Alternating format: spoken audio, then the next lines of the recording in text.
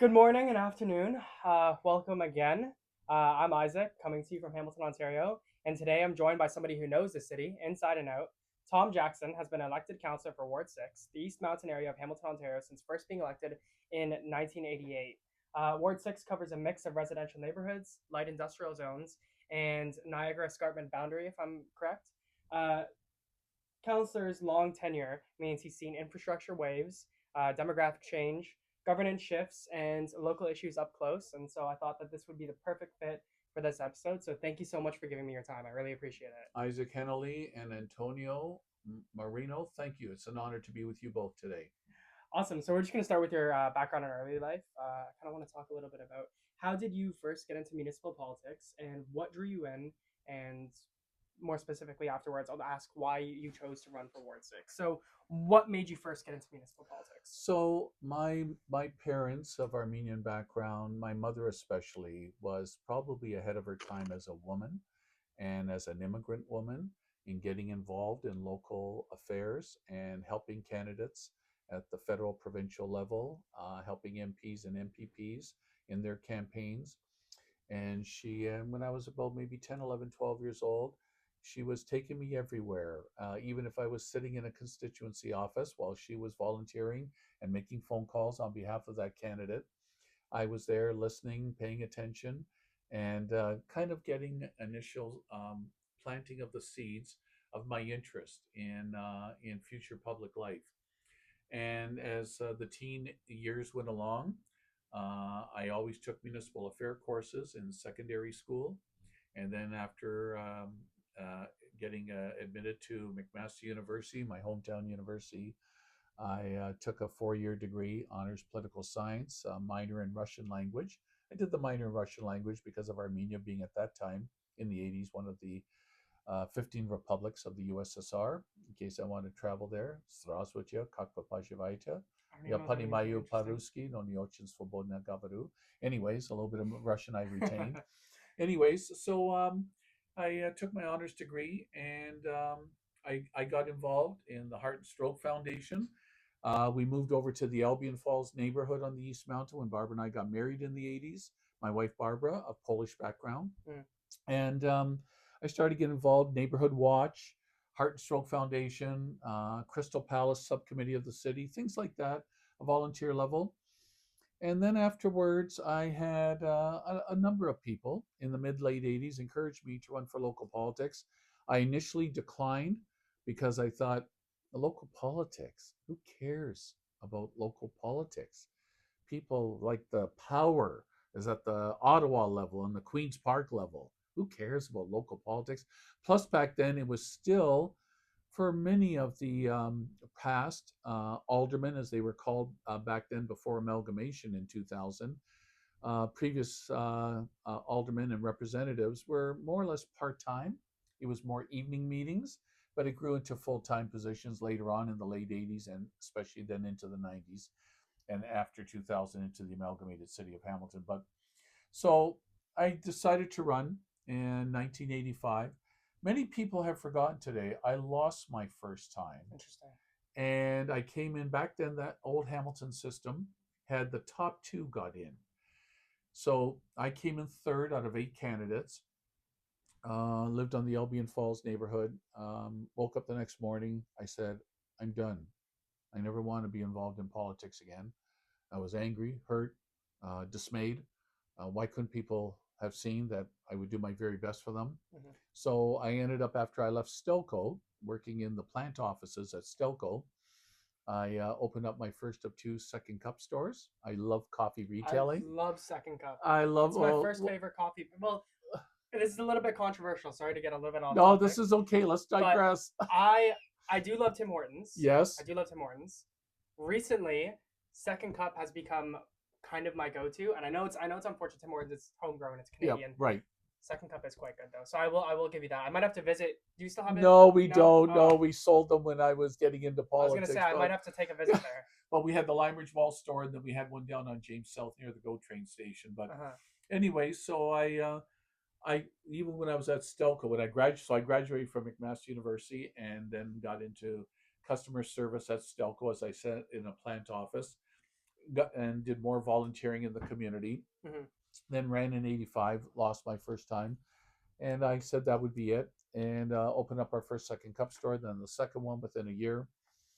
And customer service was for me in whatever I was going to do in life, Isaac, paramount. I felt for what people put into their hard earned dollars, customer service and the delivery of exemplary customer service is paramount. Mm-hmm. And that has guided me my entire adult life after graduating from McMaster. So after I lost my first time, fast forward the story. Back then, the terms of council were 3 years, not four like now. And 3 years later, a number of influentials in Hamilton approached me to run again. And I said to them, nope, no, I was hurt. I was angry. I was rebuffed. The people didn't want me. No, I don't want to. And so after a number of people kept approaching me to give it one more shot, I asked my darling wife, Barbara, and she said, okay, let's give it one more try. And we won in 1988, in November of '88 in Ward 6 because we had moved into Ward 6 a few years earlier. Mm-hmm. Although I wasn't an East Mountain kid, Mm-hmm. I was Central Mountain and West Mountain, but always born and raised in this city. I was lucky from my parents coming from Armenia that I was lucky to be born and raised in Hamilton. The historic Armenian community was down on Princess Street, Barton, and Gibson area, but many of the Armenians, led by mom and dad, who moved up to Mohawk Road, eventually moved to different parts of the city of Hamilton, the region of Hamilton, Wentworth back then. So, anyways, so we won on the November night in 1988, and the rest is history. I've been honored to be here ever since. And again, my mantra has always been every election, if reelected, to do my darndest to improve the quality of life for the people I Mm-hmm. represent on the East Mountain and the love of my city of Hamilton overall, of course. But the people of the East Mountain are the ones who have given me the honor and privilege to represent them since that time. And I'm very proud, and I never ever, Isaac, Antonio, I never take the electorate or my constituents for granted. That is something that is front and center for me.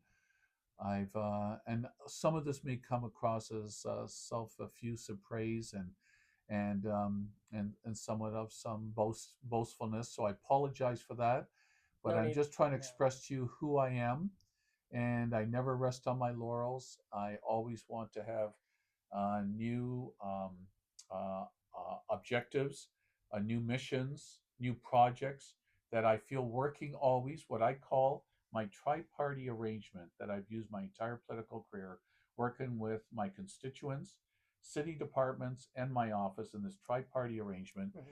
overwhelmingly to ultimately get the outcomes that my community wants to see for the enjoyment of their families, whether it's multi-use trails along Mountain Brow Boulevard, new parks, playgrounds, library, good solid road network, sidewalks, floral displays at medians of the intersections to beautify the East Mountain community, supporting those that I'm on the City Housing Hamilton board, Mm-hmm. supporting those that need subsidized housing. I'm heavily involved with seniors, always have been, because I I was read about that as well. because I was brought up with by my grandparents to a certain degree in my early life, as my parents were opening and starting their own variety store in Hamilton, and so I've always, prior to politics and since, always had a heart and a love for helping seniors, and especially the frail elderly that occupy our long-term care facilities like Macassa Lodge, that was under my jurisdiction for many, many years until realignment about 6, 7 years ago. Mm-hmm. But anyway, so I'm involved with young people. I love sponsoring t-ball teams, soccer, hockey, dance clubs, all not-for-profits, of course, and supporting the volunteers to ensure through my office dollars, all recorded, that if there's some that otherwise wouldn't be able to play or participate, if my small amount of contribution Mm-hmm. financially can ensure that every kid can play in that soccer league, then that's what I love doing. Well, I can see how deeply you care about your community and how deeply you care about not just your ward, but the city of Hamilton in general. For those of you that don't know, as I said earlier, you can name every single one of your constituents by name, and that's out there. Like I read that, and I was like, that is insane to me. Not only that, too, you talk about your love for the elderly. You present an award that has to do with an elderly person of the year, I believe. Yes, a Senior Citizen of the Year Senior award. citizen of We the year just award. had that a couple of Yeah, weeks I ago saw up it. at Carmen's. I saw Yes, it. Yeah, and one of my Carmen's an amazing venue. it is. That's where I believe that's where I graduated. I think Is that actually too. right? Yeah. Michelangelo's was for the longest Mm-hmm. time. They went under bankruptcy for a year or two, but I see that they're reopening, so hopefully they'll be back in business as well. But yes, we had the Senior Citizen of the Year award, and I've been a strong supporter of that award for nearly 30 years. And top senior volunteers in various categories Mm-hmm. that we give the award to, and very proud that one of them was from the Ward 6 community as well. So, There we go. but Amazing. but thank you for the recognition of, Of course. for remembering people and their names. Mm-hmm. Um, God's given me a good talent that I've been blessed with in that regard. I don't do too many things well, but that's something that I've been blessed with, and I just find that that first interaction with someone, Isaac, Antonio, that first interaction is very, very important, and the memorization of that first interaction, if the journey somewhere down the way brings them both back together again, Mm-hmm. I just think is something that is important to people, and quite frankly, people are impressed by too. That Yeah, and I that you completely agree. First impressions are you know everything, and I can yeah. tell just from sitting down with you, like I said earlier, how much you care about your community and how much you're willing to engage, and your hospitality. It's very, very nice and warm and welcoming. So I really appreciate that. Thank And I you. wanted to, since I'm somebody who goes to McMaster, Yes. and you went to McMaster as well, Yes. for students listening now, if you were talking to your younger self when you first started, what advice would you give to stay effective for the long term in terms of municipal governing? Well, I would definitely, as I was in secondary school, I was on the student council. I wasn't on it at McMaster at that time, but I was getting involved in other ways in the community, mostly through my mother, Victoria. But I would encourage your generation at McMaster, Isaac and Antonio. I would encourage that they learn how to delegate for any issues at city council, at the committee level here at the council chambers. Mm-hmm. I would encourage them. I would encourage them in those that are involved in taking political science degrees that they develop a very important to develop a network Mm-hmm. of people that they can both contribute, help, support, take on a cause. All of that for me when I was young helped on the resume side of things. Um, we used to have something that I was proud of 20 years ago, supporting with a former colleague, Councillor Sam Marula, no longer on council, but served for 22 years. And I was honored to serve with him. We both led the charge to set up a youth advisory committee here at the city. Now it's taken on different machinations. It's no longer called that, but we have a youth department of the city that engages youth at different levels Mm-hmm. of municipal government. And so I would encourage any of them, if through my office they wanted to have some immediate connection, I'm happy to do that from any of the wonderful students at McMaster, and or they could reach out themselves through the city's website Mm-hmm. and hone in on the ability and the opportunities for youth to get involved in local government. You know, local government. It may sound corny, Isaac, and I say this so sincerely. I love helping people. And another reason why I got involved in government and local government, as it turned out, was because I felt government and its tentacles touch every fabric of community and society. Hopefully, doing more good than not. Mistakes will be made along the way, but hopefully, through government and through the taxes that people pay through their hard earned incomes in supporting their families overall or their local businesses, that we do as much as we can to enhance the city of Hamilton, make it a desirable place, a destination place for people that want to live, work, and recreate. And that is something that I would implant upon young students like Mm-hmm. yourself if they have that passion, and that I've always said that once that serum is inside your bloodstream or that political bug has bit you for good, then do everything you can with your God given talents to help others in your community. And that might very well lead to a successful future political career upon electoral politics. Amazing. And in the future, hopefully after a couple of years of being a lawyer, well, a couple might be a little bit longer than that, I want to move into politics. So it's amazing hearing this advice. And for any students as well that hopefully want to move into politics in the future, it's really nice to hear somebody, as somebody who has such a long tenure such as yourself, and somebody who's been involved in so many committees, somebody who's been involved downtown for so many years. It's very, very nice to hear somebody who gives like these warm words of encouragement. So I really appreciate that. Thank you And very much. always happy to help, Isaac, you. And I thank you and Antonio for this opportunity to meet with you in person and to have this type of interview and even some soundboarding between us, sharing of ideas. But for any of my alma mater that also wish to reach out, and I was mentioning to you earlier that every year MSU representatives, president, vice president, treasurers, if we can't meet in person, we've often done a virtual. And I know the university students have a heart for this community, and often they have issues of bylaw and of student housing and of poverty, Yeah. policing issues like that. So my office door, I'm proud to say, has always been an open one to students. Period. Transparency and accountability, and I love that. If it's okay, would it be okay to move into some sort of policy issues, and we could talk about Sure. that? We could bounce ideas back off Sure. of each other. Yep. I could ask you some questions, and we could just see how it goes from there. So the first thing I wanted to talk about was in recent times we've seen encampments in public parks, and encampments really everywhere in Hamilton, especially downtown where a lot of it is concentrated. I wanted to ask you, what are your thoughts regarding the encampment protocol that was dissolved? It should have never been approved. I was one of the 6 members of council back in August of 2023 in this new term of council that opposed it. Mhm. My worst fear came to fruition, unfortunately, that it was ultimately over roughly almost a 2-year run that it was going to pit the unhoused against the housed, as more and more of the unhoused were legally, through the encampment protocol that the majority of my colleagues approved, with conditions, but the conditions were very difficult to enforce, quite frankly, by either bylaw or police or housing outreach. My worry was that as more and more housed, abutting, and wanting to utilize safely their neighborhood parks no longer could because of the tent people that were occupying the parks. Often, in so many cases, it led to criminality in our neighborhood parks, our beautiful open spaces.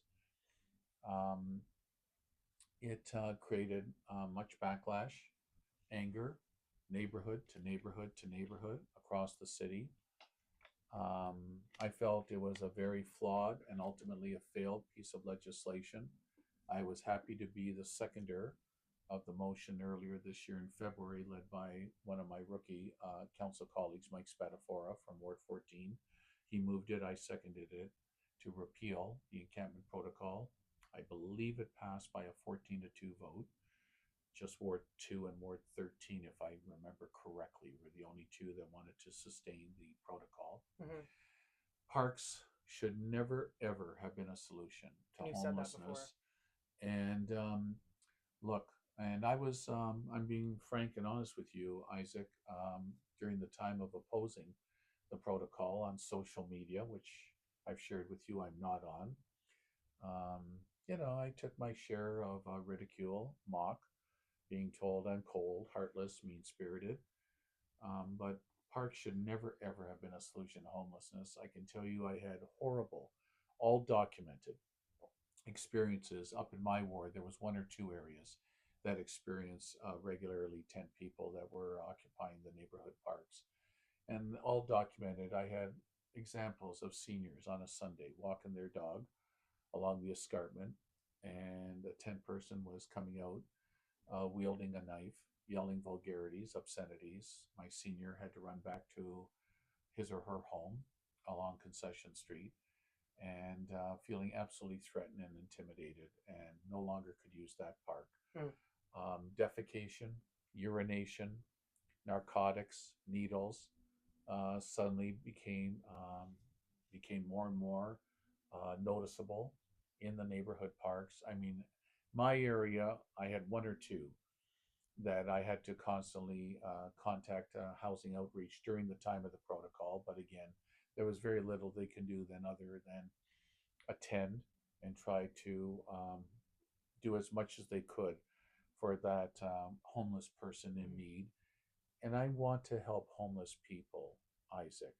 I want to help those that they are absolutely at the bottom of their life spectrum in terms of maybe having lost family, an income, no longer could pay the rent of the apartment that have gone through the roof in our city of Hamilton in the last 5 years that has displaced, sadly, many people. Um, Derelict landlords that have used loopholes in legislation to displace or to terminate those that had their rental unit that could afford maybe 800 a month, but through loopholes in legislation, when they did renovations to their building, they could jack up the rent from 800 to 2,400. Mm-hmm. That poor senior could not afford that anymore, and unfortunately lost their unit and their home. And legally, the landlords could do that. So I was angry about that. I supported here during this term of council legislation led by many of my new progressive colleagues. Brandon Nan, I correct? got to Councillor Nan, got to give her tremendous credit for leading the charge Renoviction. on the renovictions bylaw and the apartment inspection Mm-hmm. bylaw as well. I was very supportive of both, and I think we've made a difference. At least, if nothing else, we've put those landlords that are shady and that have do not have any ethics. I think we've at least put them on notice Mm-hmm. to be careful in what they do and how they treat people that are marginalized in their buildings in the future. So, and I know that we need to spend with this term of council. I've also been supportive of the $130 million approximately we have spent. I think unprecedented amount to helping build more sustainable, subsidized, affordable housing units as soon as possible. We can't build them fast enough. And so I've been a big support. I've been a big supporter. Many um, are not advocates for shelters, but I have always felt that at least at an interim level, shelters are incredibly important, at least to keep people away from the inclement weather and being at least having a roof over their head to some degree. So I was also supportive of, I think, about the 200 to 250 new shelter beds Mm-hmm. that this term of council has supported as well. But I was not supportive of the protocol at all. And I also have been speaking out more publicly in the last year or so that unfortunately, about 25 years ago, when the former Harris government in Ontario, yeah, it would be before your time, Isaac. That'd Probably be before I'm 25 born. years ago. Yeah. So you were still up in the orbit back then. Um, the Harris government of the day, the PC government, closed a psychiatric facility at West 5th and Fennel Mm-hmm. across from Mohawk College because they didn't want to stigmatize those with severe mental issues and had criminality through severe mental addictions and issues. The plan was to close that facility, and the hundreds of those psychiatric patients that now poured out into the community, they were supposed to have wraparound supports for them as well. In my humble opinion, that never materialized. And so, what I'm getting at is, I'm speaking more and more, and I'm not afraid to say more and more, that we need to reopen the debate about institutions and not to necessarily stigmatize and institutionalize people, but there's got to be facilities where there are people that outreach paramedics saw during the time of the protocol that they regularly took to hospitals, Hospitals could not keep them beyond a night or two stay, and those homeless people ended up back in that neighborhood park 2, 3 days later. And it was like a maddening, vicious circle for the law abiding residents of this community going around and around and around in this vicious circle. So you're probably wondering, well, what are you getting at, Tom? I'm saying that the type of facility that once existed at West Fifth Fennel should be reconsidered. We need to have an honest, open conversation about people who need 24-hour wraparound care. They simply cannot survive out on their own in the community. I'm not here to stigmatize them, but darn it all, they need regular, daily, round the clock help. And they're not helping them, and they're creating conflict with the house community that sees them and does we don't know how to handle their situation. You can only send professional healthcare workers, paramedics, housing outreach people, and our housing outreach department is outstanding, led by Director Michelle Baird. They can only do so much as well within current legislation. Police and bylaw had to have a hands off approach until the repealing of the protocol in February. They now can do more within a 24, 48 Mm-hmm. hour period when a homeless person is reported in a neighborhood park because it's now illegal. But it's saddened me that our city went through this time of turbulence and an immense challenge. And I can tell you a lot of it was concentrated, as you said, Isaac, in the lower city. The saturation of homeless was concentrated in the lower city, primarily because most services are in our lower city. Mm-hmm.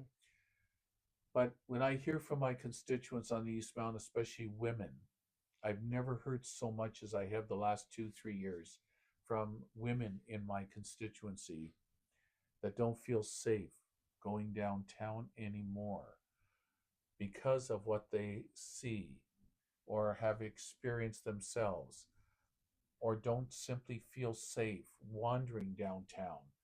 That bothers, as a proud Hamiltonian, that bothers me immensely. Bayfront Park, there was, I think, at its height, 30, 40, 50 tents at the mouth of Bayfront Park off Bay Street, a gorgeous 40-acre prestigious park that was overrun with defecation, urination, narcotics, needles. It was very sad and unfortunate. And what bothered me even more was you didn't necessarily hear about the saturation of these homeless people in, I'll call them, newer communities, richer, wealthier communities to the east and west of us, like Burlington, Oakville, Milton, Grimsby, Mm-hmm. Beamsville. It just seemed like Hamilton became a mecca. And I'm not here to turn anybody away, even if they're not a citizen of Hamilton, Isaac, that needs help. But darn it all, if they're going to come here from another municipality, how about that municipality offer up some public funds to help our city of Hamilton taxpayers to help these people in need that have come from other municipalities? And I'll stand by that. But unfortunately, the funding and the support, tangible support, never followed. I'm sorry I rambled a No, lot, no, no, no, but no, it's a not at critical, all. important Yeah. topic, and I need it for your viewers and listeners and your fellow student colleagues to know why I never supported the encampment protocol. Yeah, and sorry, I really appreciate that. Hearing your insight. Like I said, you have different counselors giving different sorts of insights on this type of issue. You have people that supported it, people that did not support it.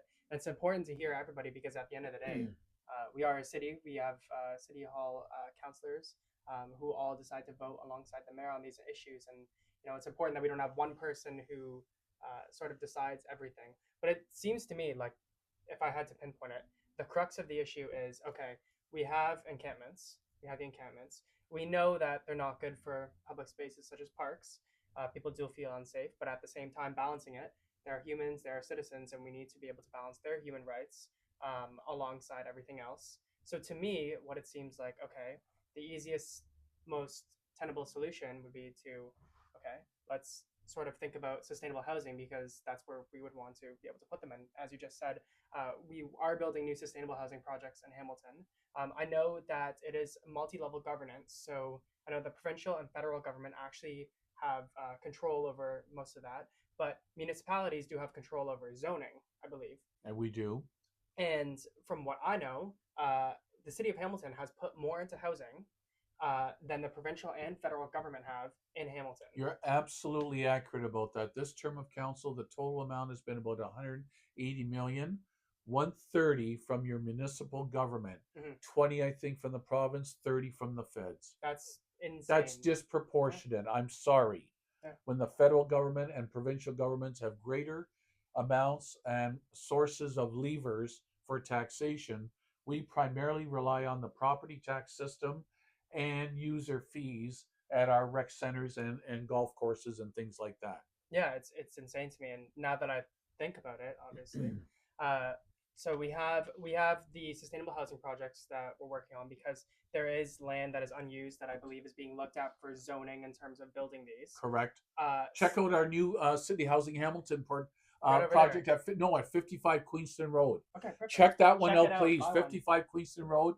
Just had the big ribbon cutting back in the summer. That's crazy. Okay, Beautiful. so yes, around the Queenston Circle there, what's known as the Queenston Circle. We're finding solutions to these issues. We are. Just not fast enough. Just not fast enough. Yeah. Unfortunately, it's a bureaucracy, and I know that you talk about that. We don't want Hamilton to become too bureaucratic as in things move too slow. I do understand that. And the other thing that bothered me, Isaac, sorry to interrupt you. Okay, the other thing that bothered me, and I was quoted publicly accurately about this near the end of the protocol. Mm-hmm. To me, the majority of this council, and again, I'm not saying anything behind my colleagues' back because this speech is just like I gave in the council floor. Correct.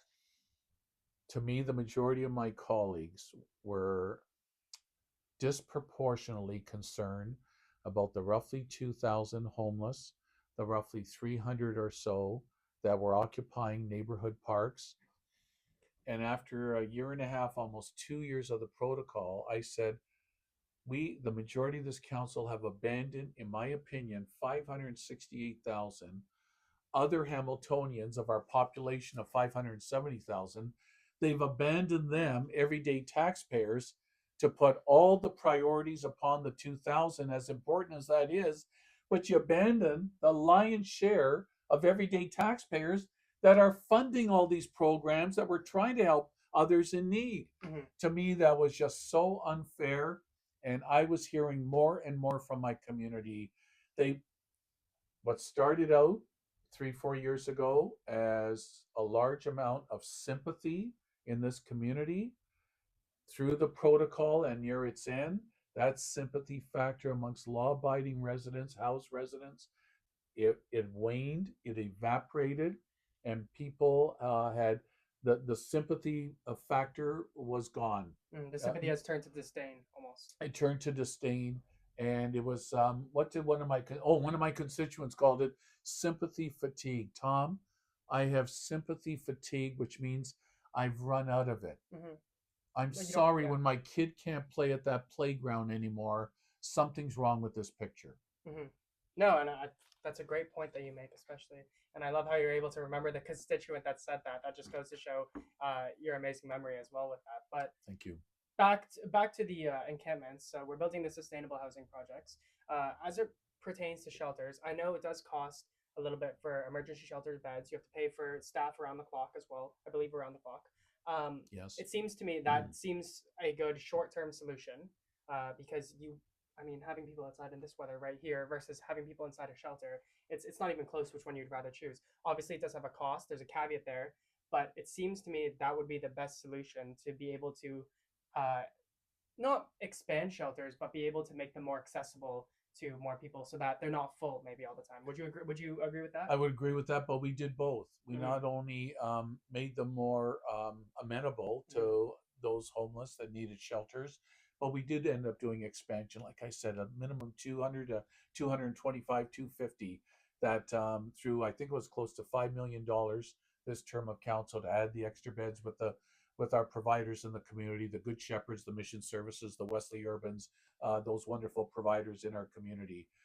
And what also came out, interestingly, during the time of the protocol, when those people could set up their tents in neighborhood parks, many of them, by our outreach people, Isaac, were offered shelter beds Mm-hmm. and they refused to go into shelters. Now, in some cases, I guess pets may not have been allowed in certain shelters. Apparently, married couples weren't allowed in certain shelters. Fair enough.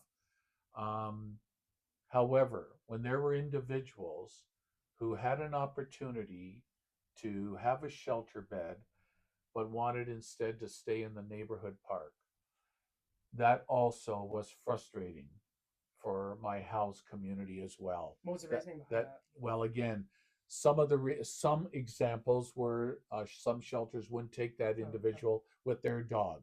Mm-hmm. Some shelters apparently don't house married couples. That's what our Tiffany Barton New Tiny Home project is all about, Mm-hmm. focusing on couples Mm-hmm. and focusing on those with pets for Mm-hmm. the 80 units there. That's amazing. Yeah. So, but anyway, so I found that that was a little bit that was an eye opener for me, and that was very frustrating for people who pay lots of property taxes in this city, and those of us that have our homes that are blessed. But that was frustration galore that was growing. That 10 person, nah, I'm going to stay in Tom's neighborhood park instead. I don't want to go to the shelter. Mm-hmm. Anyways, that was another challenge we had. Yeah, and there's always going to be challenges with that, and I Yeah. really appreciate the open discourse. I had one last question regarding this block. For the young person at McMaster, or the young person maybe around Ward 6, let's say, a student anywhere else, if you had to sort of explain to them uh, something that gives you hope regarding the encampment situation, how would you describe that? So, like, something that you've seen as of recent times sit there and made you be like, okay, you know what, we're really helping the community in this sense. We're really helping even the encampments, the people that were in the tents, the people that were wandering the street in the cold, that maybe had nowhere to go, especially as family holidays such as Christmas are coming up and stuff like that. So, what is something that has happened recently that you can speak to the youth that gives you hope? I think that I think that council needs to continue the momentum as much as possible of the tangible investments we're doing. We desperately need greater help from our senior levels of government for housing projects. But I think between shelter beds and especially more subsidized, affordable rental units in the public domain, not in the private sector, but in the public domain, like with the Inwell. Inwell has been just a marvelous, wonderful local housing provider. Just keep the momentum going on our plan right now. Jamesville is a project with fingers crossed. If we can get around the objection from CN Rail, that has been sitting there in a state of abeyance for about 7, 8 years. That old, I'll call it that old ghetto site Mm-hmm. that finally has had demolition to the old inhabitable structures there that weren't inhabitable. That's going to be a godsend if we can get Jamesville construction. We've got a private partner, all arranged, all agreed to, legal documents set to go. Everything was moving forward, and CN filed their objection before the Ontario Land Tribunal, the OLT, and we've been stuck in that state of abeyance for several years now. So, but again, modern projects at City Housing Hamilton. Again, I'm on that board. I'm on that board for a reason. Mm-hmm. I love supporting City Housing Hamilton. Private sector does what they do best, but they're for jobs, profit, investment in our community, paying taxes. I applaud them. Mm-hmm. Can't thank them enough. But a public entity like City Housing Hamilton and the board I'm on, we're for the public greater good with public dollars for public service and public facilities, Amazing. and that always has to be a big chunk Mm-hmm. of what we do to help those. Hopefully, to reach the day of utopia, where every single person in our community has a place that they can call their own home. Amazing. I love that. And I wanted to just tell you, I don't want to take too much more. I know you said you had till 12:30, but it's 12:20 right now. So I'm gonna try and be as concise as possible. What would you need? Another 10, 15 past that, Isaac? Just like maybe an extra. We're 12, almost 40? You want to go? 12:35, 12:40. How's Is that that? okay? Please. Is that Yes, okay? I don't want Is to that okay with you? Okay. Antonio, how's you doing there? Yeah. Okay. Good. All right. Okay. You're not thinking of your NFL bets this weekend, are you? As your okay, go ahead, carry on. Okay. So I wanted to move into I don't want to governance. curtail because you. No, no, no. I love your enthusiasm as a young person. Thank you so much. You I just see myself. I'm not trying to patronize you. Uh, I see myself 40 years ago where you are. 40 So, years ago, 20 years so ago. thank you very much, Isaac. Um, Anyways, so I want to move into yes, governance and bureaucracy. yes, yes, So I know you've recently warned about City Hall bureaucracy growing and citizen advisory committees yes, being weakened. yes, So yes, I know you've yes, and definitely warned yes. about that. Why does reducing? Sorry, if you had to explain it to somebody who's maybe not aware of what an advisory committee is, why does reducing advisory committees or changing how citizens engage matter for day-to-day residents? So I've come from past terms of council that we had 14 citizen advisory committees, immigration, LGBTQ, seniors, veterans, different ones. And I have been honored to be appointed by councils of the past and this term to sit on the seniors advisory committee. To me, they went through after every term of council and the new elected council, we had our selection committee, and those volunteers would apply Mm-hmm. to serve. And I was on past selection committees that interviewed, looked at resumes, tried to overall, in my humble opinion, there would be those maybe newer members of this new term of council that would have a difference of opinion. Fair enough. I would say we tried to balance incumbency with newcomers on the advisory committees. And those advisory committees annually, at least once a year, reported all their work that they had done on behalf of the groups that they're advocating for to the Standing Committee of Council. Mm-hmm. Veterans, seniors, for example, reported to the ECS committee that I'm a voting member of, Emergency Community Services Standing Committee, one of the 5, 6 standing committees of council. And it was for me a delight to see that chairwoman of the seniors, the 19-member seniors advisory committee.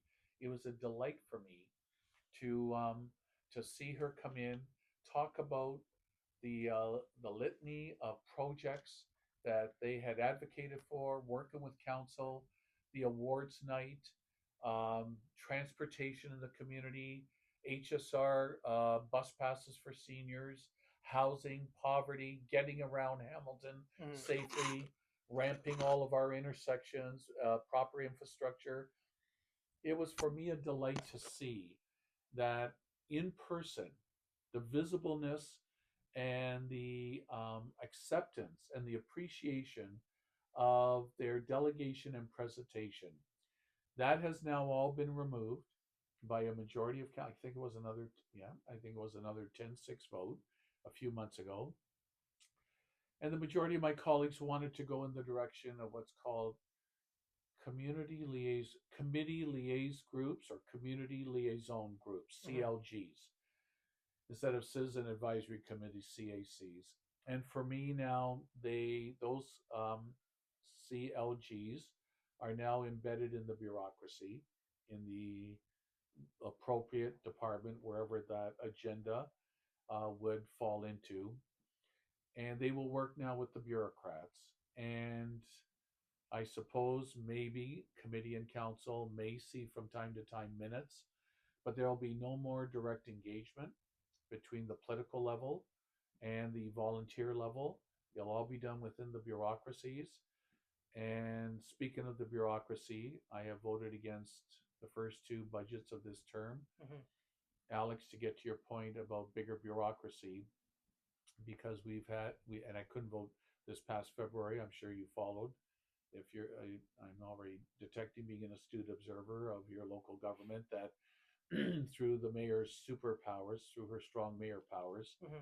I didn't even get a chance to vote this February on the final budget number of 5.6. The previous 2 years, I did vote against 5.8 and 5.8. We have added over 800 new full-time equivalents, FTEs, to the government of the municipality that already had over 7,000 employees. I think we're over 8,000 now. Mm-hmm.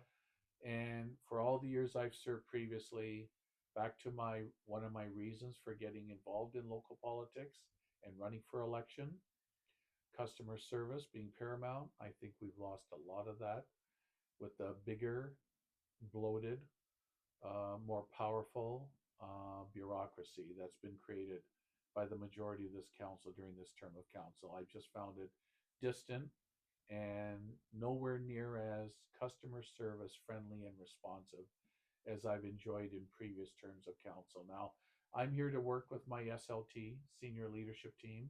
Mhm. I'm always respectful of them. I'm respectful and a supporter of my city manager, Marnie Clucky, who was brought in, I believe, at the beginning of the first year of this term by our new mayor. And I'm supportive. And I will always, regardless of differences of political opinion, Isaac, I hope my record has shown over the many terms on council that I'm respectful of the family. I always call the 16 of us a family. Mhm. That 570,000 people have brought together for 4 years saying, hope you get along well, but just do your best to move our city forward to the best of your ability in the most positive, constructive, beneficial way. And like many families, we have our struggles, we have our differences of opinions, we have our arguments and all that. So I'm always very respectful and doing my darnest to build consensus. Mhm. But this term of council has been my most challenging, and the recorded votes are there for anyone to view. This has been my most challenging to build consensus during this term of council. So back to the bureaucracy, bloated, bigger. I don't believe as customer friendly as I've enjoyed previously.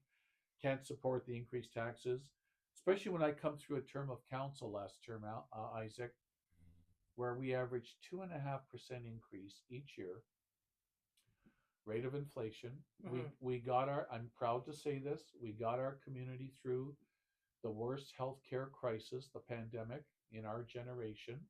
Still moved the city forward to the best of our degree. Mhm. We and I say this so lovingly. We only lost less than 700 of our residents, mostly elderly. And when I say that, every life invaluable, every life a tragedy lost through a pandemic. But there had been predictions of thousands through the great work of Dr. Elizabeth Richardson and our overall corporate team through Mayor Eisenberger and the corporate team, fire Mhm. chief, paramedic chief, police Mhm. chief, that made up the corporate team. Um, we got our community through with as minimal as possible as both fatalities and as those that were left in hardship and that were struggling. Yeah. And that included businesses as well. Mhm. So, my point was everyday taxpayers in our city, they have a threshold that they can afford.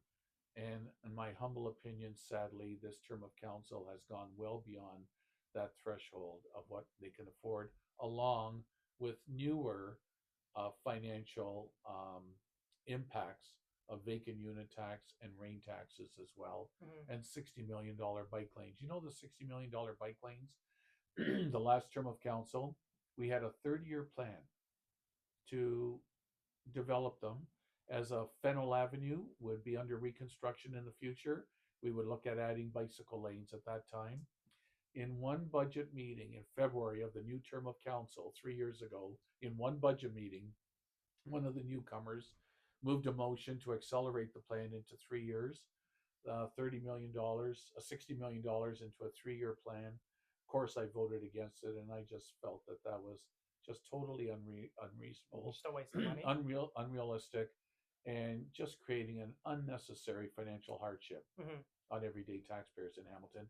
And when I speak of everyday taxpayers, I'm primarily speaking of the roughly 40,000 people that I represent on the East Mountain Ward 6. Very proud of our community of interest. But of course, I don't think I'm that far off the mark either, potentially across the city and their feelings as well. Well, I really appreciate all those thoughts on bureaucracy and how everything is working in the municipal government. I wanted to sort of leave you off with one last sentence. So I'm gonna say a sentence and then you sort of finish it. Hamilton is at its best when. Hamilton is on its best when we recognize a combination of the great talents and skills in our city, young, middle age, and old.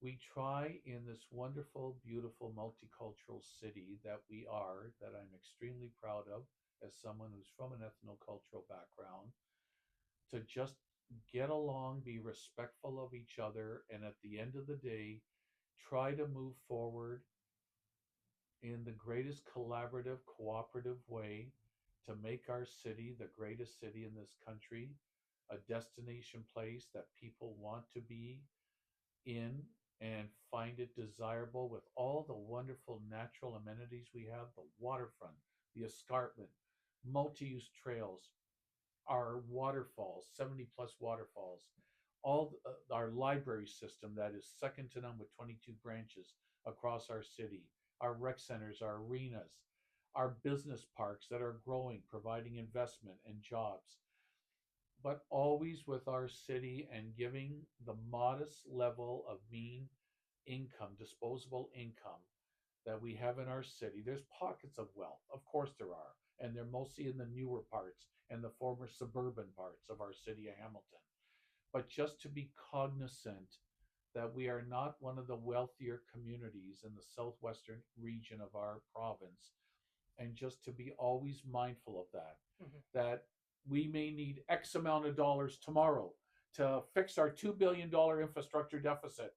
Oh, wonderful. Okay, let's raise taxes to an unbelievable, monumental amount, and we'll fix the infrastructure deficit tomorrow. Oh, but we've caused many, many families to have to sell their homes and their properties, and now they may be on welfare because they could not afford that unrealistic, unreasonable level of taxation increase. That's the big crux of this, that this term of council has been that has been that has been a massive challenge in front of us, where I feel with this term of council, Isaac, there's a desire amongst the new change council for immediacy. We immediately have to catch up on everything. And again, what will make Hamilton what it is, just keeping in mind all those different things, combination of things that have to come together, not pit one against another, and just be mindful of the fiscal balance in our community. Um, we're a great city, and prior to the pandemic, we were on a zenith. I've watched hundreds of thousands of people migrating from the GTA to come and live in Hamilton and experience the great mid-sized city that we are. This term of council has been a very challenging one, very challenging. And anyways, um, I'm just hoping for greater rays of sunshine and lightness at the end of the tunnel. Look at that. As you said, it gets sunny outside. No, well, I hope seriously. I hope unity among all the city councilors in the future, and there's obviously going to be disparities in opinion and disparities in And that's what you believe in. democracy, Isaac. It is I democracy. respect democracy. Yes, exactly. I don't expect us to be homogeneous. I get that. Mm-hmm. But anyways, Well, no, you've seen the disparities that with recorded votes and everything. Yeah, exactly. And you know what? At the end of the day, I think what's important is that I can see from everybody that I've interviewed and culminating to you now, that at the end of the day, what you all care about is moving Hamilton in a greater direction. And that's what we want from our politicians at the end of the day. Whether I'm a student at McMaster, whether I'm a resident at Ward 6, whether I'm a resident in Ward 8, Ward 9, Ward 1, all we want is to be able to have this sort of accountability where I can sit down and talk to you about these things. And I really appreciate that you have, and we can see that through the culmination of it all, that the council is really doing their best to try and push Hamilton in the right direction. And I totally agree with you that everybody individually within their heart of hearts feels they're doing their very best. Mm-hmm. And I want to honor and recognize that. But also, it's been a while since I've seen what I call the rage index in our city and amongst everyday taxpayers that has increased during this term of council. And if you dived into the Ward 8 by-election results, I don't know whether you or Antonio have that There's elected quite a close Councillor margin. Cooper. Well, if you take the top three candidates, Councillor Cooper won, former Councillor Whitehead came second, close, Correct. Yeah. 87 votes behind. Candidate Barry Quinn came third. Those top three candidates all ran on similar platforms against crime, affordability, lower taxes, no tents in neighborhood parks. We need to do a part 2 on crime. They, if you added their three platforms to get their votes together, which was similar platforms, for the next candidate, who I would say was then on the opposite side of the spectrum with an entirely different platform, I think the vote total was like 4 or 5 to 1. Yeah, that's crazy. And whether that's a harbinger of things to come for the future, I guess the electorate and time will tell. Well, thank you very, very, very, very, very much. I really appreciated this amazing interview. My pleasure, Isaac. How's How's that, Antonio?